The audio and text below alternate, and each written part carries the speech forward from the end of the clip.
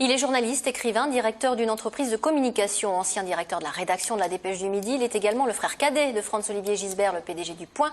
Jean-Christophe Gisbert est notre invité ce soir à l'occasion de la sortie de son dernier livre, Omaha, aux éditions Héloïse d'Ormesson. Bonsoir Jean-Christophe Gisbert. Le pitch en quelques mots, 6 juin 44, Omaha Beach, comme le nom du livre l'indique. Walton et Karl, deux frères que tout oppose dans la vie, vont également s'opposer sur le front, puisque l'un va s'engager avec les Alliés, l'autre est enrôlé dans les jeunesses hitlériennes. On va revenir sur la confrontation des deux frères, mais quand même, vous êtes vous-même le fils d'un GI, Frédéric Julius, qui a débarqué à Omaha Beach en juin 44. Vous lui avez dédié ce livre.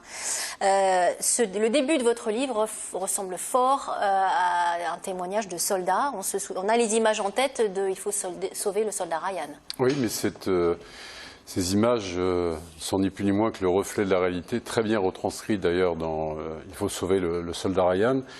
Et c'est précisément ce que mon père m'a raconté, puisqu'il est lui-même arrivé dans les premières vagues le matin, enfin pas à 7 h du matin, sinon je serais sans doute pas là, mais en milieu de matinée, et ce qu'il a vu correspond complètement à ce que je décris au début du livre, avec ces scènes absolument terribles qui sont très très bien restituées dans le film.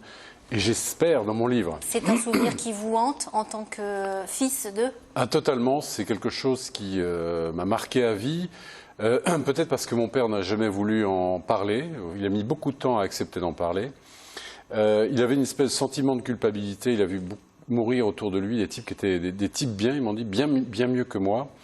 Et il est mort, je crois, en 79, avec le sentiment que il n'aurait pas dû survivre. Ce qu'il m'a dit, j'aurais dû mourir moi aussi, quoi.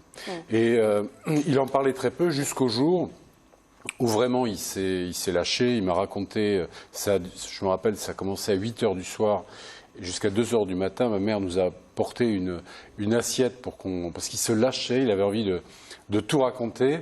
Et effectivement, j'étais tenaillé par l'envie d'écrire sur le débarquement, d'où le projet de ce livre. On est ici d'ailleurs dans ce que beaucoup de gens ont interprété comme la guerre, c'est un bout de fer qui rentre dans un bout de chair. C'est-à-dire qu'en fait, on est tous des ennemis potentiels. Et d'ailleurs, vos deux personnages sont à la fois des salauds et des héros. Est-ce que vous vous jugez vous-même? C'est-à-dire que qu'est-ce que vous auriez fait peut-être à cette époque-là? Qui étiez-vous? Écoutez, je ne sais pas. Enfin, compte tenu de mes origines, ça aurait été assez compliqué d'être dans les SS. En revanche, je ne porte pas de jugement sur... vous savez, il y a toujours encore collabo aujourd'hui est une insulte. Moi, je comprends que dans ma famille, du côté de ma mère, c'était des résistants très très impliqués dans la résistance en Normandie. Néanmoins, j'avais aussi dans ma famille des gens qui étaient ouvertement collabos, vichistes. Donc, je ne sais pas ce que j'aurais choisi. J'ai la faiblesse de penser, ayant aujourd'hui développé une telle passion pour le débarquement, qui a vraiment été un sujet de lecture très important pour moi, que j'aurais beaucoup aimé m'engager. Alors je me serais engagé, je pense que je ne serais pas resté l'arme au pied, je ne sais pas dans quel camp je me serais engagé. En tous les cas, les jeunes GI américains qui ont fait le débarquement, la plupart n'avaient pas choisi non plus. Mais absolument, là aussi... On a beaucoup mythifié tout ça. 17 ans, 15 ans. Mon père disait, on n'en avait strictement rien à foutre, excusez-moi pour la trivialité, de libérer l'Europe. Mon père était une famille originaire d'Allemagne, il est né aux États-Unis, sa famille était américaine, mais originaire d'Allemagne. Et libérer l'Europe, c'était vraiment quelque chose. Il préférait rester aux États-Unis que de risquer sa vie et de risquer celle de ses camarades. Un mot de vos origines à nouveau, parce qu'un mot sur le pseudo sous lequel vous écrivez depuis le début, Norman Ginsberg, pour quelle raison? D'ailleurs, dans le livre, il est souvent demandé, es-tu juif? Oui, bah écoutez, vous pouvez me poser la question. Non, mais c'est vos héros qu'il a... Je vous répondrai les deux, mon général.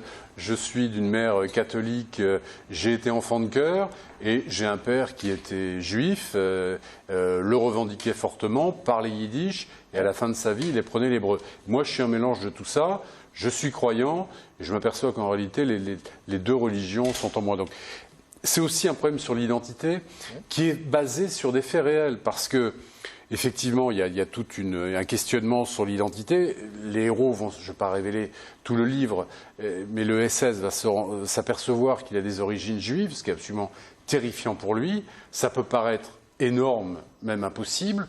Il faut savoir, il y a d'ailleurs un livre remarquable dont je recommande la lecture, qui s'appelle « Les soldats juifs de Hitler », qui raconte le parcours de juifs enrôlés dans la Wehrmacht, qui s'étaient cachés avec des certificats d'arianité, et certains même qui servaient dans les SS.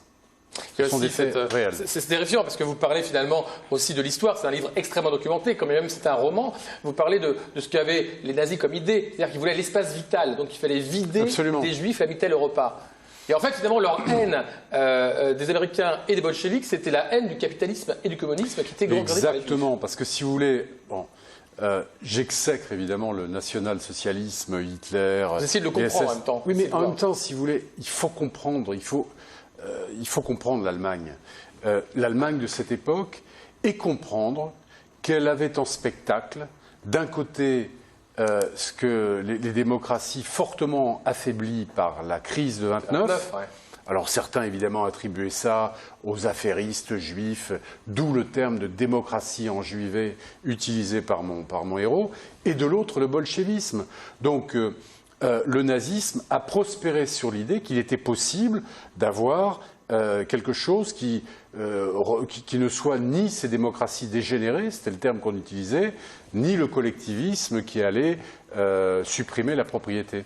Il faut aussi comprendre ça, et il y a y compris des Français dans le livre dont un vieil aristocrate qui a perdu un bras à la guerre de 14 et qui dit être favorable à ça. Et c'est ce qui explique aussi que dans le sillage de Pétain, un certain nombre de Français ont cru qu'il serait un rempart au bolchevisme et au capitalisme dégénéré des Américains. Merci. Omaha à lire sur la plage cet été?